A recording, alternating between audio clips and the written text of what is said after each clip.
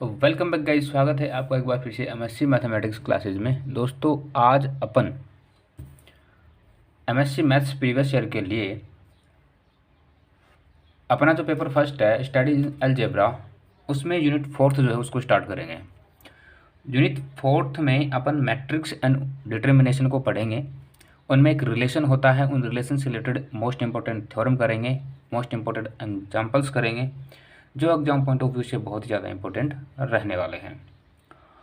So guys, आगे बढ़ने से पहले मैं आपको बता दूं कि हमने algebra MSc maths previous year के लिए यूनिट फर्स्ट और यूनिट फिफ्थ जो है वो पूरी तरीके से कंप्लीट कर ली है।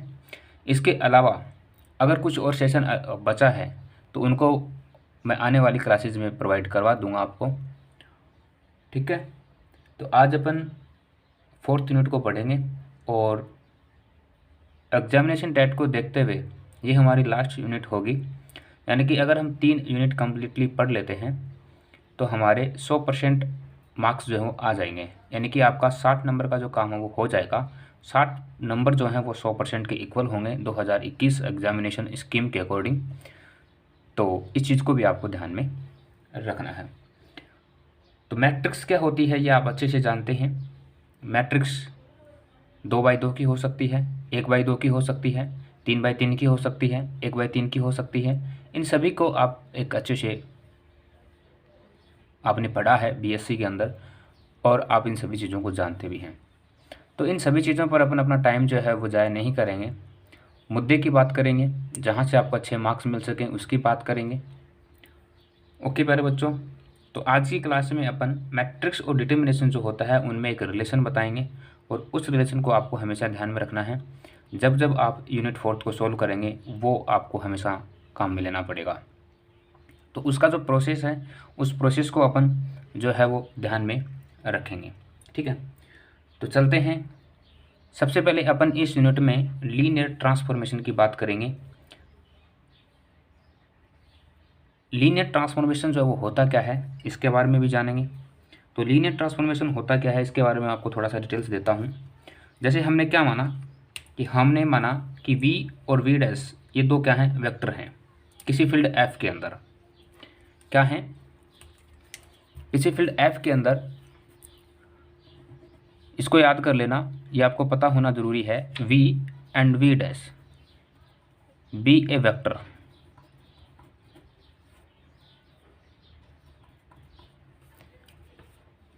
और ए फील्ड f, यानी कि ये किसी फील्ड f के अंदर क्या है, वेक्टर्स हैं। ठीक है, साथ ही हमने क्या माना, हमने माना एक मैप कि मैप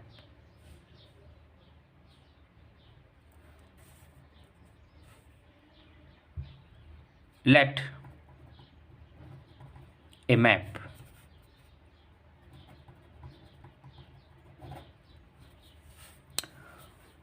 मैप क्या माना हमने, टी सच दैट v से v dash is called linear transformation. L का मतलब यहाँ पे क्या है, लीनियर ट्रांसफॉर्मेशन। एल का मतलब यहाँ पे क्या है, लीनियर ट्रांसफॉर्मेशन। तो किसी फील्ड f के अंदर v और v डैश जो हैं वो लीनियर ट्रांसफॉर्मेशन कब कहलाएंगे, वो कहलाएंगे इफ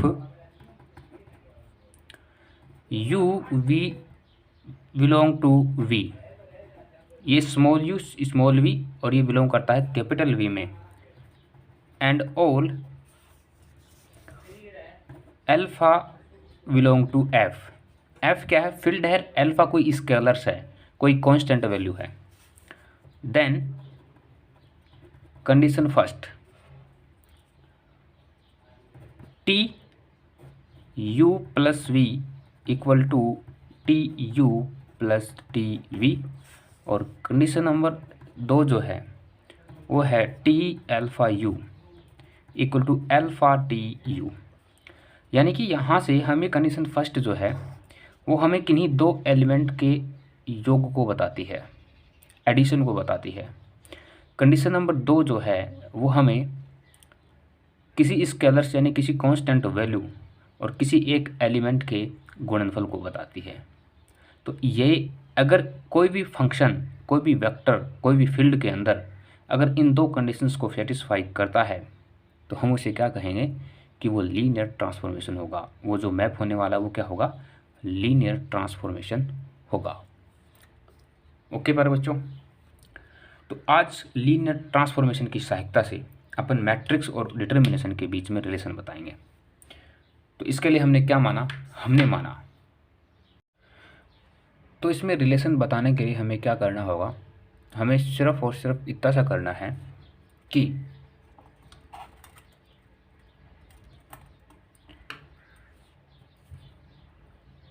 हमने माना let v and v dash be a finite. Finite का मतलब समझते हैं आप, डेमिनेशनल वेक्टर स्पेस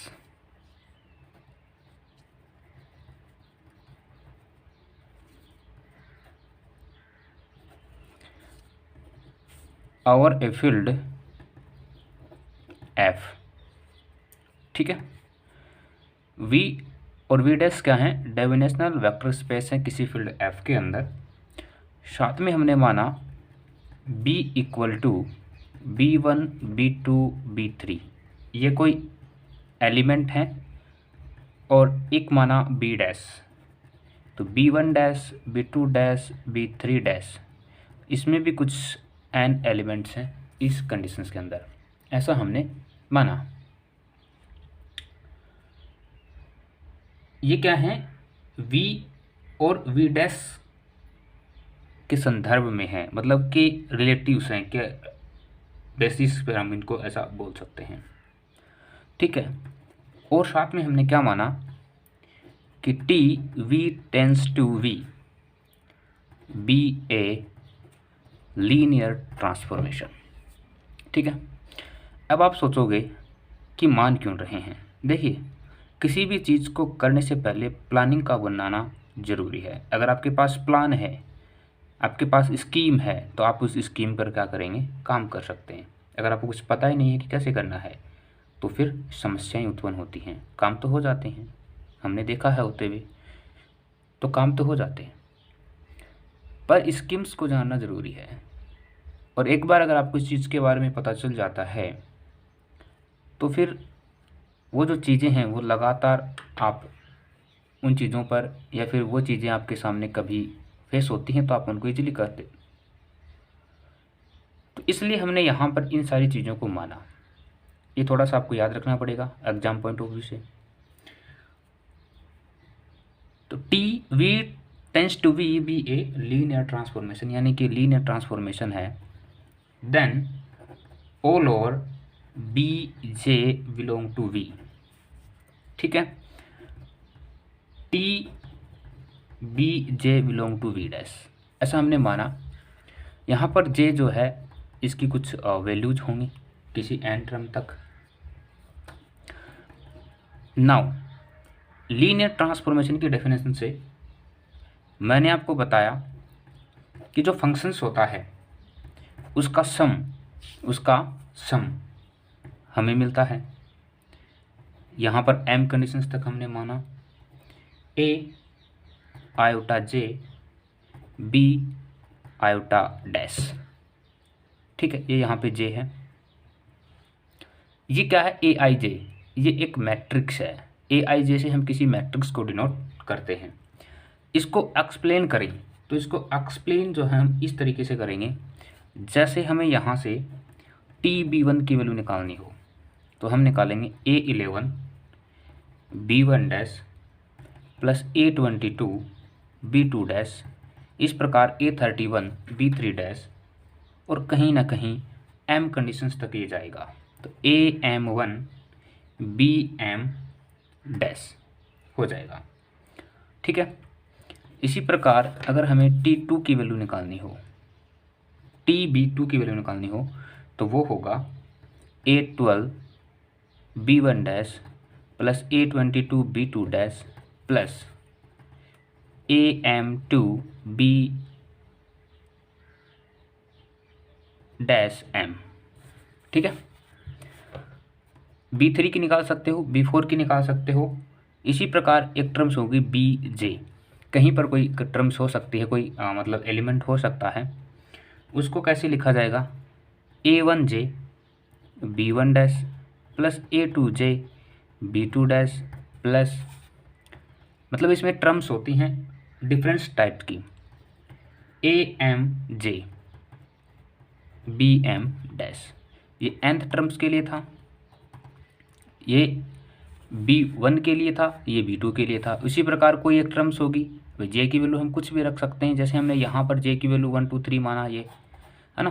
तो इसके अकॉर्डिंग हम कोई भी वैल्यू J की रखेंगे तो यहाँ से हमें वही वैल्यू मिलने वाली है। इसी प्रकार चलते रहेंगे तो कहीं ना कहीं हमें nth टर्म मिल जाएगी जो हमें निकालनी होती है, ठीक है। तो वो क्या होगी? A1N B1 dash plus A2N B2 dash AMN B dash M, ठीक है। इस प्रकार से हमें जो है वो क्या मिलेगी? एक टर्म्स जो है वो मिल जाएगी, ठीक है पर बच्चों। तो इससे हमें एक मैट्रिक्स मिलेगी, ठीक है। क्या मिलेगी? एक मैट्रिक्स जो है वो यहाँ से हमें मिलेगी, यानी कि इन सभी को अगर एक फॉर्मेट में कम्यूट किया जाएगा, लिखा जाएगा, तो हमें एक मैट्रिक्स मिलेगी।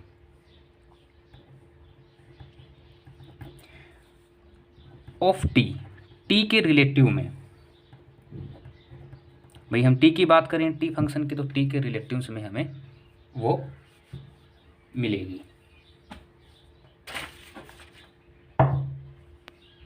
ठीक है। To the basis of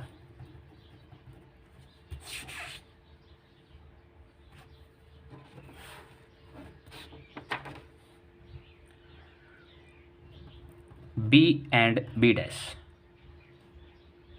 is denoted by, मतलब B और B डैश के रिलेटिव में हमें मैट्रिक्स मिलेगी, और उस मैट्रिक्स को हम क्या करेंगे, किस तरीके से डिनोट करेंगे? मैट्रिक्स के लिए M, B डैश, यहाँ पे ये B है और ये T टर्म्स के लिए, T फंक्शन के लिए B एंड B डैश की जो मैट्रिक्स होगी वो इस तरीके से होने वाली है। यहाँ से अगर हमें एक मैट्रिक्स बनानी पड़े तो मैट्रिक्स कैसे बनेगी वो भी मैं आपको बता देता हूँ। देखो,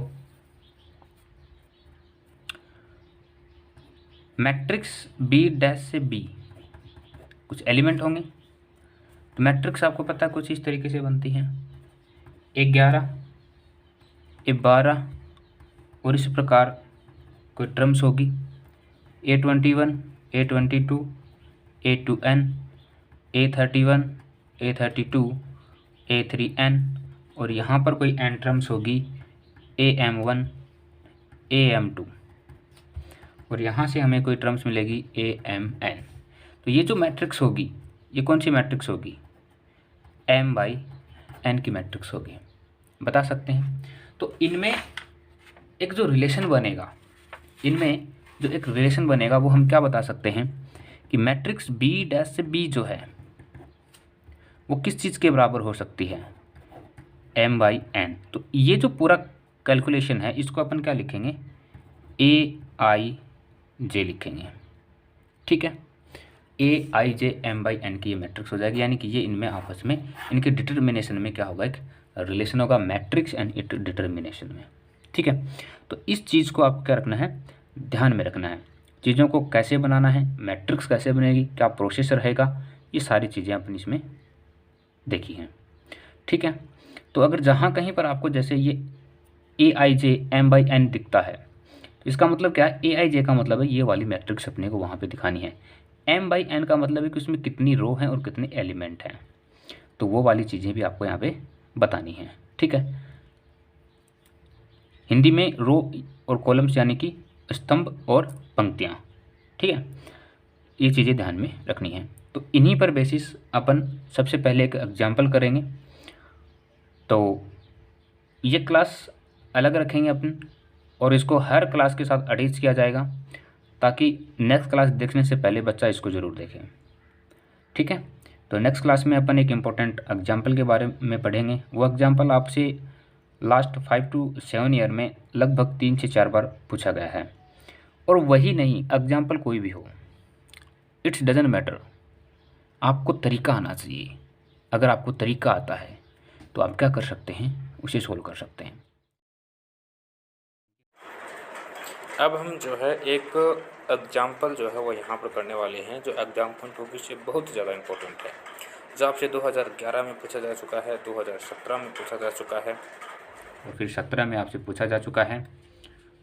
19 में आने की संभावना थी पर 20 में आने की संभावना थी पर 20 में कोई एग्ज़ाम नहीं हुआ। जैसे अरिथमेटिक अगर तरीके से देखा जाए तो यहाँ पर ये आपसे 2011, 2014 फिर 17 में पूछा गया।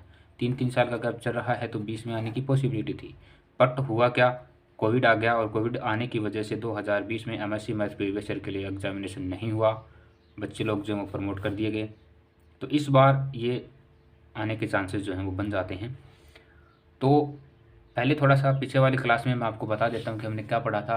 आप यहाँ पे एक रिलेशन जो है वो देख पा रहे होंगे। ये जो रिलेशन होता है ये मैट्रिक्स और डिटर्मिनेशन यानी कि बीच में होता है।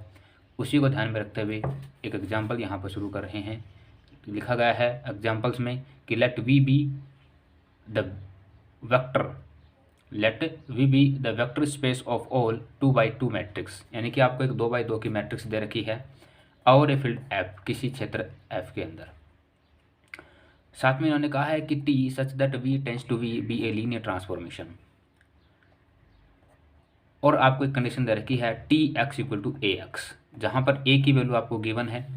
आपको फाइंड करना है, ठीक है, यहाँ पे ये डी होगा। आपको फाइंड क्या करना है, find the matrix of T relative to basis of B, यानी कि आपको ये जो मैट्रिक्स हैं इनकी हेल्प से, इनको काम में लेते हुए आपको किसी क्षेत्र वी के लिए यानी वेक्टर वी के लिए आपको एक मैट्रिक्स जो है वो बतानी है, रिलेशन बताने हैं। तो इन सभी को ध्यान में रखते हुए अपन उनमें जो है क्या करेंगे, एक रिलेशन जो है वो बता करके और एक मैट्रिक्स जो है वो बताएंगे। तो प्यारे बच्चों, इसके लिए सबसे पहले हमने क्या किया उसको जान लेते हैं। देखिए, जैसा कि हमें गिवन है, हमें एक कंडीशन यहाँ पर गिवन है T X equal to A X, ठीक है। तो यहाँ पे टी मैंने माना और एक्स जो है, जो हमें क्वेश्चंस में वैल्यू गिवन है, ये सारी की सारी एक्स की वैल्यूज हैं चारों। सबसे पहले हमने इस कंडीशन को उठाया। देखिए यहाँ पर ये चारों भी हो सकती हैं, 3 भी हो सकती हैं, 2 भी हो सकती हैं। वो डिपेंड्स करता है एग्जामिनर के ऊपर कि वो किस टाइप की मैट्रिक्स को यहाँ पे पूछना चाहेगा, ठीक है। ये तो एज दिस एग्जाम्पल था तो मैंने ऐसा कैसा उठा लिया, और इसमें जो वैल्यूज हैं वो भी चेंज हो सकती हैं, ठीक है। तो सबसे पहले मैंने उठाया 1 0 0 1 वाली मैट्रिक्स को, ठीक है। एक्स की जगह मैंने वैल्यू पुट करी बरोबर ए की वैल्यू हमें क्वेश्चंस में गिवन है, यहाँ पे ये देखिए ए की वैल्यू, ठीक है। तो इस ए की वैल्यू को यहाँ पे रखेंगे 1, यानी 2x2 की ये मैट्रिक्स है, और फिर एक्स की जगह 1 0 0 1। जब इसको सोल्व करेंगे तो हमारे पास क्या आएगा, सोल्व कैसे करना है मैट्रिक्स को, आई होप सो आपको आता होगा। इसको इसके साथ में, इसको यानी ये जो 1 है, इन सभी तीनों, ये जो तीनों कंडीशन से इसको छोड़ दो, पहले इसको उठाओ, इसको उठा करके इसके साथ मल्टीप्लाई करेंगे तो 1 को 1 से मल्टीप्लाई करेंगे तो 1, फिर एडिशन, फिर क्या करेंगे, इसको इसके साथ करेंगे तो ये क्या होगा 0, फिर इसको उठाते हैं, इसको इसके साथ करते हैं, यानी इसको इसके साथ करेंगे और इसको इसके साथ, ये मल्टीप्लिकेशन का तरीका होता है। जब मैं कर चुका हूँ, अब इसको इसके साथ करूँगा तो ये 0, प्लस इसको इसके साथ करूँगा तो यहाँ पे यहाँ पे ये 0 है अकॉर्डिंग टू मैट्रिक्स एक्स। तो यहाँ पर जब मैं 0 को 0 से करूँगा तो 0, ठीक है। इन दोनों का काम हो गया। अब इसका काम करते हैं, इसको इसके साथ, तो 1 का 1 के साथ करेंगे तो 1, 1 का फिर इस 0 के साथ करेंगे तो 0, फिर ये 1 है इसका 0 करेंगे तो 0, फिर ये 1 का 0 करेंगे 0। जब इसको सोल्व किया जाता है तो आपके पास मैट्रिक्स आती है 1 0 1 0, ठीक है। ये मैट्रिक्स आपके पास आ जाती है। अब क्या करना है हमें, इस मैट्रिक्स की हेल्प से हमें एक्स निकालना है, टी एक्स निकालना है। तो यहाँ पर हमने टी एक्स जो है उसकी ये वैल्यू निकाल ली।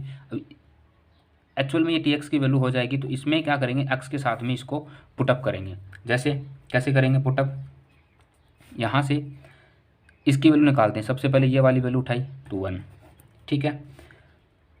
एक्स की प्रत्येक टर्म्स के लिए एक्स एक्स एक्स और एक्स, ये सारी वैल्यूज़ किसकी हैं? एक्स की थी, एक्स की हैं अलग अलग मैट्रिक्स के लिए। तो सबसे पहले इसको उठाएंगे, तो यहाँ पे देखेंगे कि हमारे पास 1 0 0 0, ठीक है।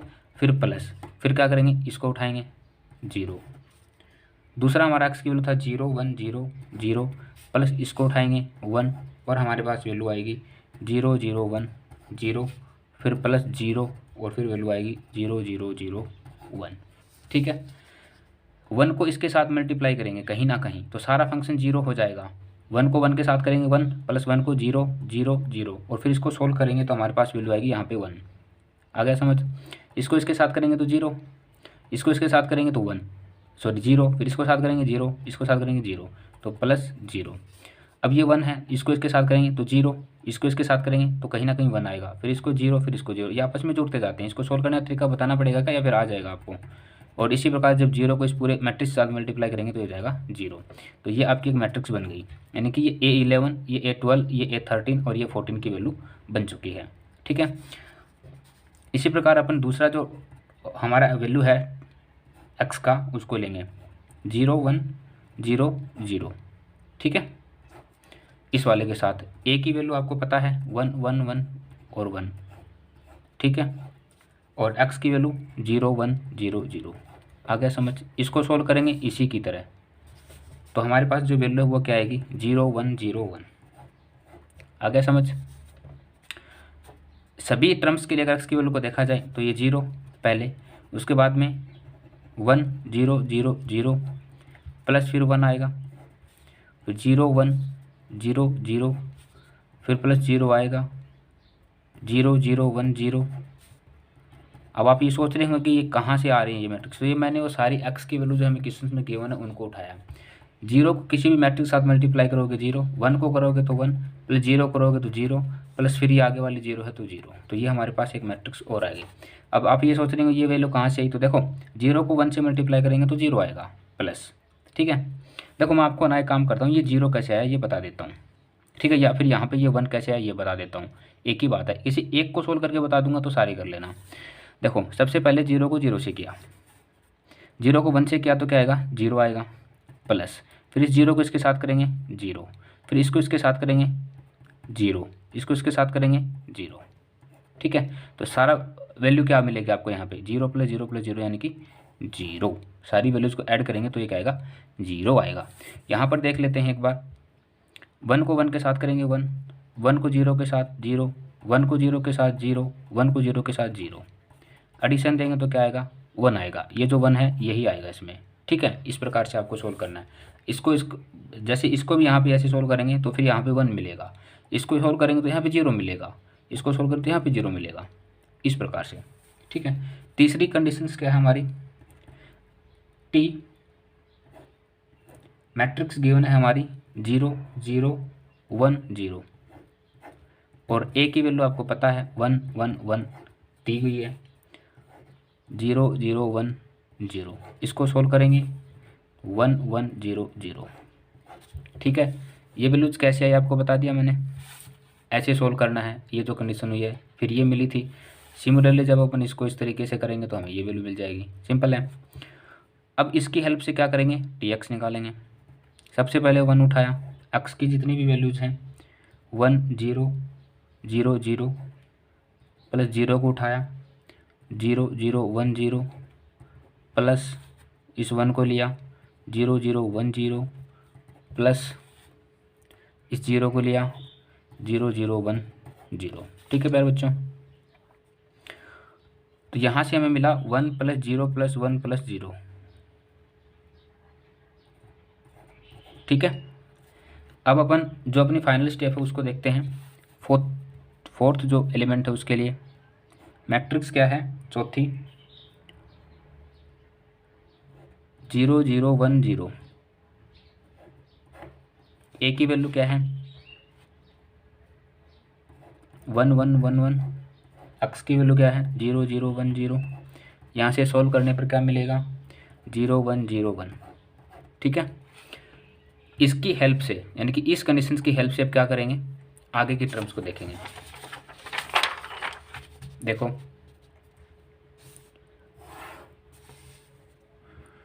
जीरो उठाया पहले, ठीक है। एक्स की value 1 0 0 0 plus 1 0 1 0 0 plus 0 1 0 sorry 0 0 1 0 plus 1 0 0 0 1। इसको सॉल्व करेंगे तो क्या आएगा 0 प्लस 1 प्लस 0 प्लस 1, ठीक है। तो ये सारी हमारे पास वैल्यूज आ गई। कौन सी वाली वैल्यूज आई हैं वो मैं बता देता हूँ। जैसे हमने देखो पिछले वाले क्लास में मैंने आपको बताया था, जैसे मुझे वैल्यू निकालनी है TB1 की, तो मैं कैसे निकालता था पता है आपको?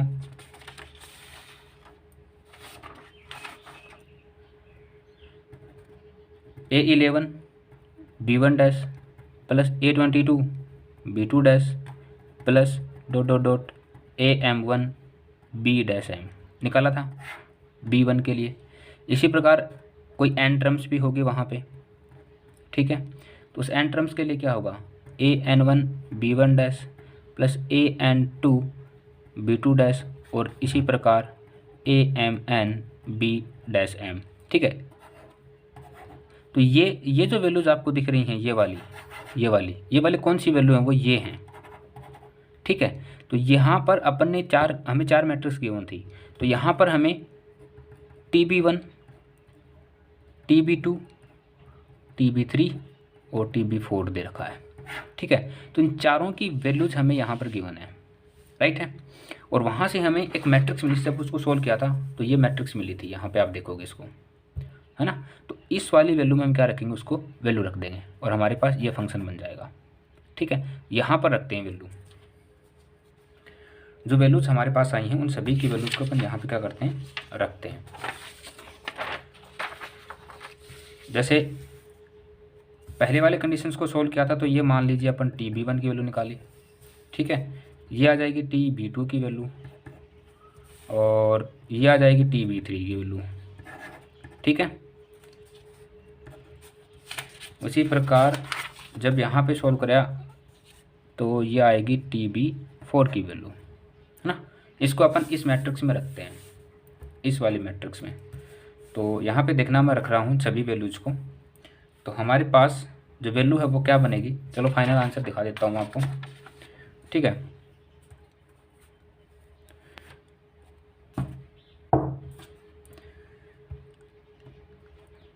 Matrix of B dash B T equal to 1 0 1 0 0 1 0 1 1 0 1 0 0 1 0 1, ठीक है। आगे समझ, ये जो मैट्रिक्स मैंने यहाँ पे लिखी है ये कैसे लिखी गई है, ये सिंपली हमने TB1 TB2 TB3 और TB4 की वैल्यू रखी है। ये है TB1 की वैल्यू 1 0 1 0 1 0 1 0 0 1 0 0 0 1 0 और यहाँ पे भी 0 होगा, सॉरी फॉर दैट, ओके। तीसरी वैल्यू क्या है TB3 की 1 0 1 0, तो 1 0 1 0, राइट है। TB4 की वैल्यू क्या है 0 1 0 1, तो 0 1 0 1, ठीक है। इस तरीके से हमने इनमें क्या बता दिया, एक रिलेशन बता दिया। अब मेन बात क्या है, मेन बात ये है कि आपको तरीका आना चाहिए, फिर ये जो मैट्रिक्स है ना ये चेंज भी हो जाए, कोई फ़र्क नहीं पड़ेगा। अगर आपको इस सवाल में कोई भी किसी भी टाइप की स्टेप समझ में नहीं आई है तो आप कमेंट करके पूछ लेना, वरना होगा ये कि एग्ज़ाम में अगर एग्जामिनर ने टर्म्स को चेंज कर दिया, यानी कि इन मैट्रिक्स को चेंज कर दिया और आपको तरीका मालूम ही नहीं है, तो फिर ठीक है। की तरफ एक थ्योरम जो है वो आपको गिवन है, कहा गया है कि let VWU be vector space over a field F। उसके बाद में आपको तीन मैट्रिक्स दे रखी हैं जिनका बेस होगा UV और W। आपको तीन मैप दे रखे हैं, सॉरी दो मैप दे रखे हैं, if T such that V tends to W और S such that W tends to U are linear transformation, यानी कि ये जो दो मैप हैं ये क्या है, लीनियर ट्रांसफॉर्मेशन है। साथ में कहा है कि A और B जो है वो मैट्रिक्स एसोसिएट होती हैं मैट्रिक्स T और S के साथ में। तो आपको क्या बताना है, हमें उन मैट्रिक्स का जो एसोसिएट होगा वो S ऑफ T अगर करें तो हमें BA प्राप्त होना चाहिए, यानी कि मैट्रिक्स B और मैट्रिक्स A जो है वो हमें मिलनी चाहिए। तो उम्मीद है थ्योरम आपको समझ आ गई होगी। 3 चीज़ें आपको दे रखी हैं, उन तीनों चीज़ों का यूज करते हुए हमें क्या करना है, इस मैप क्वेश्चन स्विच थ्योरम को सोल्व करना है। तो हम क्या करते हैं, इसका सॉल्यूशन देखते हैं। सॉल्यूशन में जैसा हमें दिया गया है, सबसे पहले तो हमें ये चीज़ दिया गया है कि late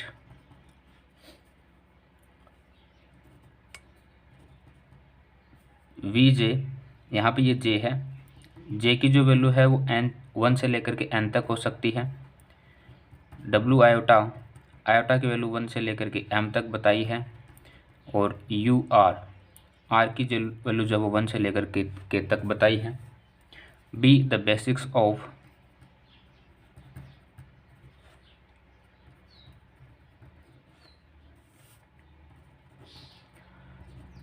V W and U respectively.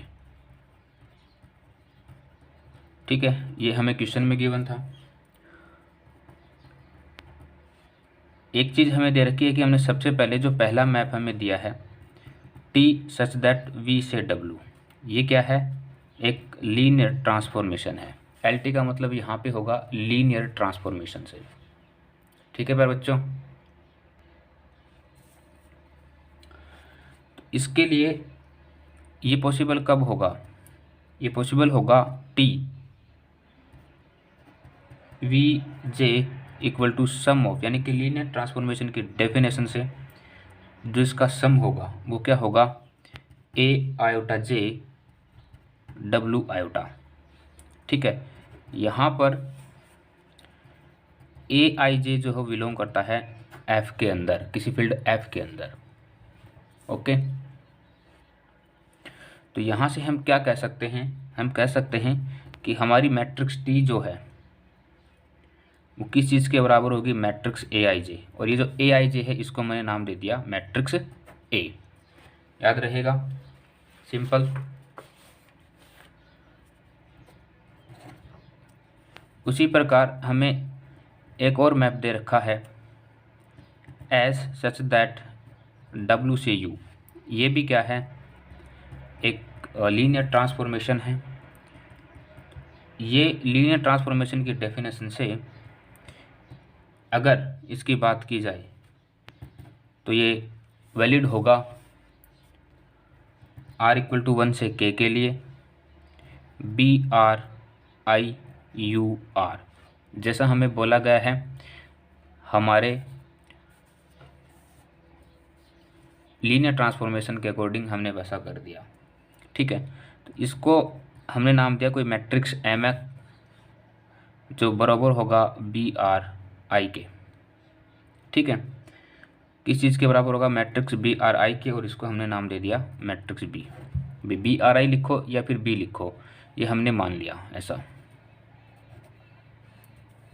ठीक है प्यारे बच्चों, अब हमें कहा है कि अगर ये इसके लिए सही होती हैं, इसको एसोसिएट करती हैं A और B को, तो अब हमें मैट्रिक्स S और मैट्रिक्स T को भी एसोसिएट कराना है B और A के लिए।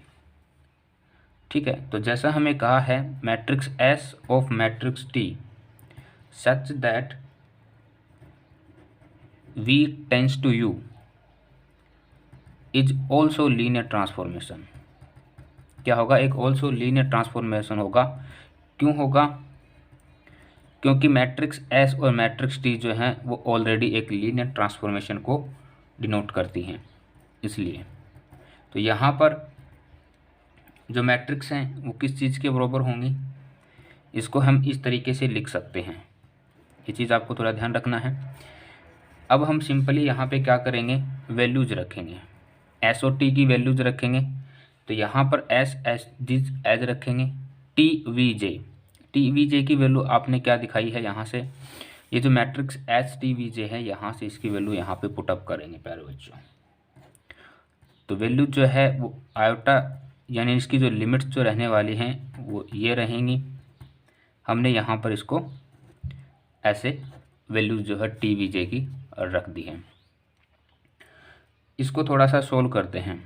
एस को थोड़ा अंदर लेके जाते हैं और मैट्रिक्स जो है हमारी उसको एक लिमिट्स के अकॉर्डिंग, यानी कि हमने इसको इस तरीके से सेट कर दिया, कोई दिक्कत नहीं होनी चाहिए। सिंपली सी छोटा सा काम किया है, एस को अंदर मल्टीप्लाई किया और जितनी भी मैट्रिक्स जो थी हमारी उनको एक अरेंज ऑर्डर जो है हमने यहाँ पे प्रोवाइड करवा दिया। अब यहाँ पे आप थोड़ा ध्यान से देखेंगे तो S omega iota S W iota जो है उसकी वैल्यू भी हमारे पास यहाँ कहीं ना कहीं अवेलेबल होगी। तो हमने क्या किया, सिंपली उनकी वैल्यू जो है उनको यहाँ पे रखा। ठीक है,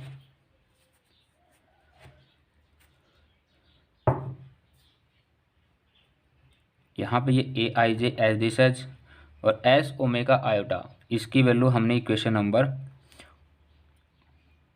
एस ओमेगा आयोटा इसकी वैल्यू हमने इक्वेशन नंबर 2 के ऊपर जो स्टेटमेंट है उससे रख दी।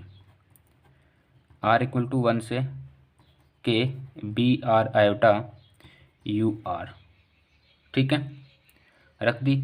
अब इसको भी एक अरेंजमेंट ऑर्डर में अगर डालें तो इसको किस तरीके से लिखा जाएगा वो देखेंगे। S O T V J equal to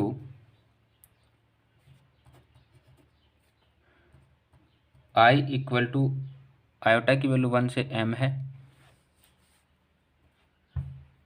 और r इक्वल टू 1 से k B R iota A iota J U R, ठीक है, अरेंजमेंट किया इसको। अब आपको पता है इन दोनों का सम हमने यहाँ पे एडिशन दिया, इन दोनों के मल्टीप्लिकेशन से हमने ये मान लिया कि भाई अगर हम इसकी वैल्यू रखें तो हमारे पास इसकी वैल्यू r इक्वल टू के से C R J U R होगी। ठीक है, जो कॉमन फंक्शन था उसको ब्रेक कर दिया, यानी कि वैल्यूज पुटअप करी तो यहाँ से आयोटा और आयोटा सेम थे तो इनकी वैल्यू को ब्रेक किया और आई और जे की वैल्यू हमने यहाँ पे ले ली। ऐसा ही आपको हर सवाल के अंदर करना है।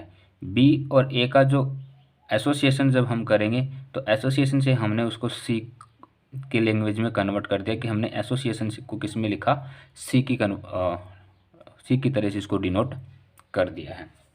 ठीक है, तो यहाँ पर आप इसको बता भी सकते हैं कि हमने जो ये सी आर जे लिखा है इसको हमने A iota J B R iota जो है लिखा है, डिनोट किया, मतलब एसोसिएशन के थ्रू। तो यहाँ से S O T V J जो है S of T V J जो है वो इक्वल था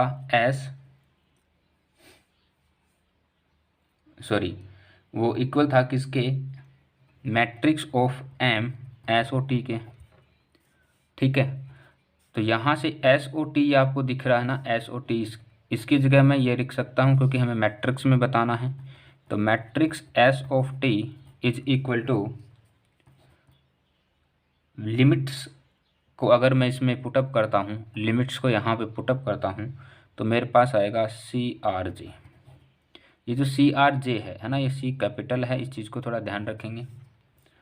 और सी आर जे को क्या बताया जा सकता है, B R iota A iota J बताया जा सकता है। तो इसका मतलब क्या है, मैट्रिक्स एस ऑफ टी जो है वो बराबर है बी ए के। इक्वेशन नंबर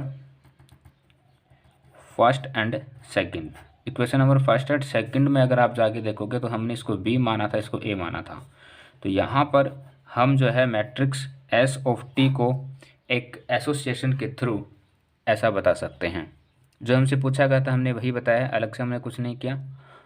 आपसे अगर यहाँ पे ए और बी पूछ लिया जाता तो इनका कोडिशन चेंज कर देते, बस इतना ही करना है, बाकी और कुछ नहीं करना। ठीक है, तो एग्जामिनर आपसे इस तरीके से भी पूछ सकता है। एग्जामिनर आपसे ए और सी भी पूछ सकता है, लेकिन उसके लिए फिर कंडीशंस जो हैं वो अलग होंगी। तो कंडीशन सभी को ध्यान में रखना है और उस हिसाब से आपको ये सवाल जो है सोल्व करना है। 11 में और 13 में आपसे पूछा गया है, ठीक है। 2011 और 2013 में आपसे ये सवाल पूछा गया है और ये एग्ज़ाम पॉइंट ऑफ व्यू से थोड़ा इम्पोर्टेंट भी है ना। देखो, कोई भी सवाल हमारी क्लास में ऐसा नहीं होगा जो एग्ज़ाम पॉइंट ऑफ व्यू से इम्पोर्टेंट नहीं होगा। तो आप इस चीज़ को मतलब वो ना करें कि भाई हर सवाल ही आप एग्ज़ाम पॉइंट ऑफ व्यू से इम्पोर्टेंट करवाते हैं। यू नो दैट मेरे बच्चों, आपको पता है कि टाइम हमारे पास कम है और चीज़ें ज़्यादा हैं, तो उनको कवर करने के लिए हमें वही चीज़ें पढ़नी चाहिए जिससे हमारे मार्क्स जो हैं वो अच्छे आ सकें, ठीक है।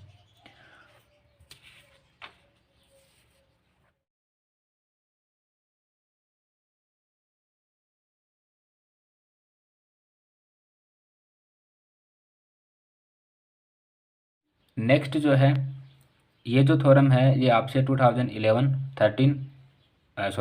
17 और 19 में पूछी गई है, ठीक है मेरे बच्चों। तो इस चीज़ का भी आपको ध्यान रखना है कि इस साल के लिए ये वाली जो थ्योरम है वो और भी ज़्यादा इम्पोर्टेंट हो सकती है, क्योंकि 20 में एग्ज़ाम नहीं हुआ था, तो अब 21 में होगा, 100% होगा। तो आपको क्या करना है, इसको याद रखना है, ठीक है। मैट्रिक्स में हमें कहा गया है, थ्योरम में हमें कहा गया है कि ए लीनियर ट्रांसफॉर्मेशन, एलटी का मतलब यहाँ पर लीनियर ट्रांसफॉर्मेशन है। तो इस चीज़ को ध्यान रखना है कि कुछ बच्चे अगर यहाँ से क्लास को देखेंगे तो उनको एलटी का मतलब नहीं समझ आएगा, तो ये चीज़ें ध्यान रखनी है। A linear transformation T such that V tends to V is invertible, यानी कि ये क्या है, ये जो मैप है हमारा, ये लीनियर ट्रांसफॉर्मेशन होने के साथ साथ इनवर्टिएबल भी है। इनवर्टिएबल का मतलब आप समझ गए, उल्टा है। मतलब कहने का मतलब ये है कि अगर ए बी है तो बी ए बी होगा, ऐसा इन्होंने कहा है इस लाइन के अंदर। साथ में कहा है कि इफ़ मैट्रिक्स ऑफ टी, एक मैट्रिक्स दे रखी है इन्होंने टी, जो रिलेटिव है to some basis B of V is invertible, यानी कि हमें इस मैट्रिक्स के रिलेटेड कोई भी अगर बेस लिया जाए बी कोई मैट्रिक्स, तो वो मैट्रिक्स वी के अंदर क्या होगी, इनवर्टिएबल होगी, ऐसा उन्होंने कहा है। तो इनवर्टिएबल मैट्रिक्स जो है वो होती क्या है। पहली चीज़ तो ये है कि आपको ये पता होना चाहिए कि इनवर्टिएबल मैट्रिक्स क्या होती है। दूसरी ये है कि इनवर्टिएबल मैप क्या होते हैं। तो चलो इन दोनों चीज़ों के बारे में जानते हैं। तो जानने के लिए हम चलते हैं स्क्रीन के ऊपर। तो हमारी स्क्रीन पर इनवर्टिएबल मैप्स जो है वो क्या होता है, देखिए ज़रा।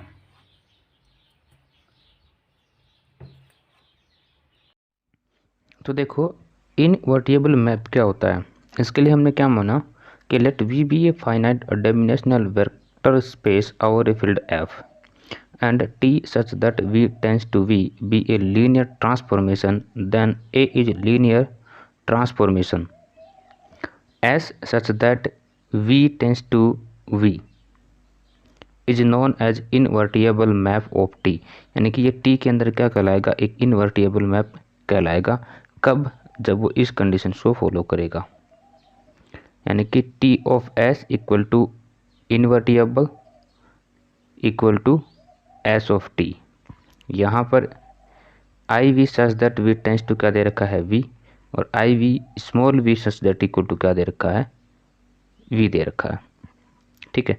तो कोई भी फंक्शन इस कंडीशंस को फॉलो करेगा तो वो क्या कहलाएगा, इनवर्टिएबल मैप कहलाएगा। बात करते हैं इनवर्टिएबल मैट्रिक्स की।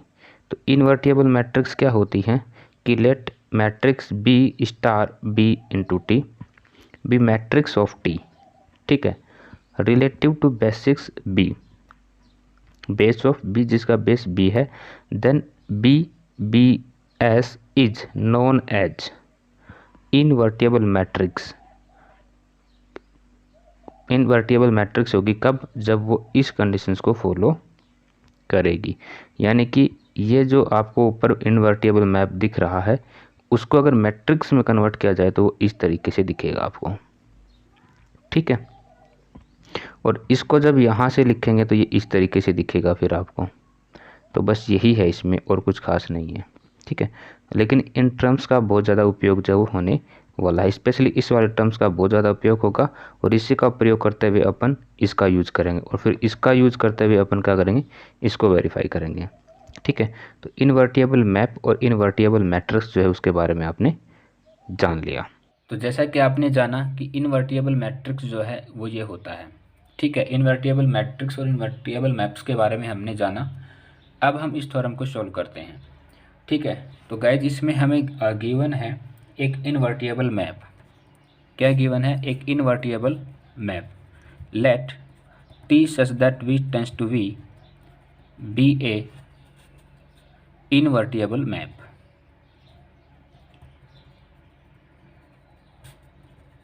भाई ये एक इनवर्टिबल मैप है। अगर ये इनवर्टिबल मैप है तो इसकी जो सभी वैल्यूज हैं एस सच दैट वी से वी टेंड्स टू वी इसके अंदर एग्जिस्ट होंगी और इसको हमने T of S equal to I V माना। आई वी का मतलब इनवर्टिबल। ठीक है, अगर इनवर्टिबल है तो एस ऑफ टी भी होगा, याद रहेगा। अगर इसको एज ए मैट्रिक्स माना जाए, मैट्रिक्स बना दिया जाए इस मैप को, तो यहाँ पे कुछ नहीं करना, आपको एम लगाना है। एम का मतलब होता है मैट्रिक्स यहाँ पे, और इसको एज दिस एज यहाँ पे बता देना है। ये स्मॉल ही है।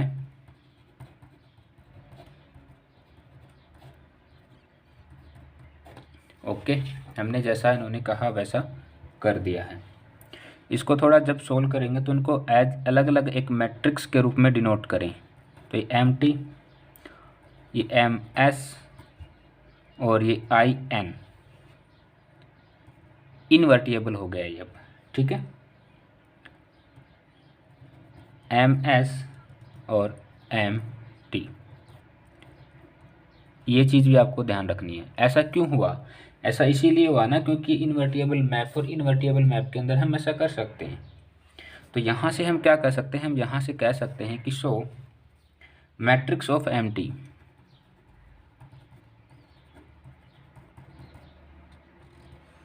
Matrix of M T is also invariable matrix.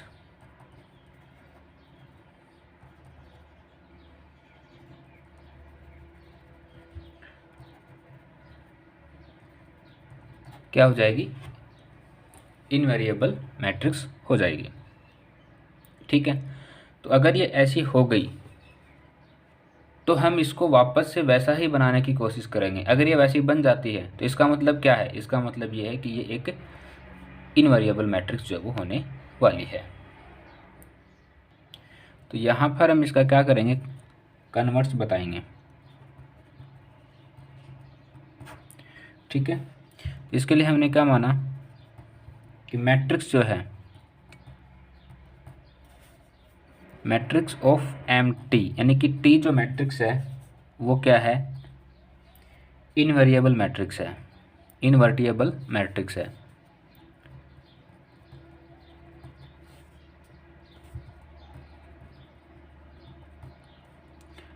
सो यहाँ से क्या होगा? मैट्रिक्स एस जो है वो इसके अंदर एग्जिस्ट करेगी। अगर इसके अंदर एग्जिस्ट करती है तो हम क्या कह सकते हैं? हम ये कह सकते हैं कि मैट्रिक्स ऑफ टी और मैट्रिक्स ऑफ एस जो हैं ये इनवेरिएबल होंगे मैट्रिक्स ऑफ एस और मैट्रिक्स ऑफ टी के। कह सकते हैं भाई ऐसा होगा। क्यों होगा? Definition of matrix is invariable according to. ठीक है, अगर इनको एक मैट्रिक्स के रूप में कन्वर्ट किया जाए तो मैट्रिक्स ऑफ, यहाँ से देखो ये टी है ऑफ एस, तो टी ऑफ एस बराबर मैट्रिक्स ऑफ आई एन बराबर आई एन था, ये वर्टिएबल होगी तो वी हो गया, और मैट्रिक्स ऑफ एस और टी तो मैट्रिक्स ऑफ टी। ठीक है, मैट्रिक्स को हटाएं तो ये हो जाएगा टॉस, मतलब मैट्रिक्स टी ऑफ एस, और यहाँ से ये इनवेरिएबल हो जाएगी मैट्रिक्स और ये एस ऑफ टी हो जाएगी। ठीक है, तो यहाँ से हम क्या कहेंगे? हम यहाँ से कहेंगे कि टी इज ऑल्सो इनवर्टिबल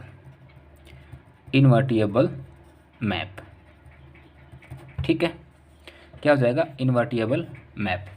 पहले वाले पार्ट में हमने क्या किया था, हमने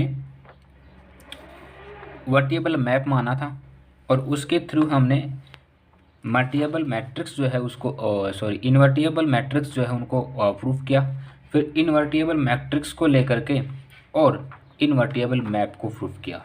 बस, तो यहाँ से हम ये कह सकते हैं कि हमें जो क्वेश्चन में गिवन है हमने वैसा इनको बता दिया है।